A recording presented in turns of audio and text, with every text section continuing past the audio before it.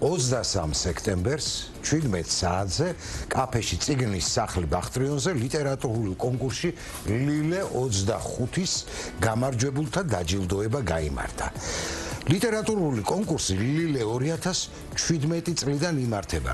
კონკურსის უპირველესი მიზანია კლიმატისა და მდგრადი ენერგეტიკის შესახებ ცნობიერების ამაღლება და მისი სამიზნე ჯგუფს თანამედროვე ქართველი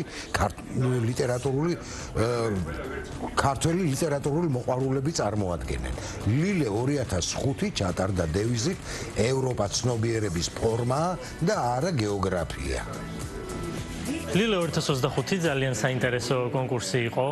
ძალიან საინტერესო პირობებით ენერგოეფექტურობაზე, ევროპის იდეაზე, რას ნიშნავს ევროპულობა, როცა ამაზე ვსაუბრობთ, რომ ევროპა არ არის რაღაცა ადგილი და ეს არის უბრალოდ ცნობიერება, შენი ღირებულებები, შენი ფასეულობები, სხვა მსგავსი პირობები იყო, რაზეც უნდა მოგვერგო მოთხრობა სხვადასხვა ავტორებს, რაც არ იყო მარტივი, იყო საკმაოდ გამომწვევი, ძალიან საინტერესო დავალება, ძალიან რთული, საფიქრალი, ბევრი ვიფიქრე კიდეც, ბევრი გეგმე, ბევრი ვაშალაშინე ჩემი ნაწარმოები და ბოლოს რაღაცა ფორმა მივეცი. ლილე 2025 შეესდგა, იმიტომ რომ საკმაოდ საინტერესო ნაწარმოებები შემოვიდა განსხვავებული ჟანრის ერთ თემატიკაზე და სხვადასხვა ლიტერატურული ხერხით მოწოდებული ინფორმაცია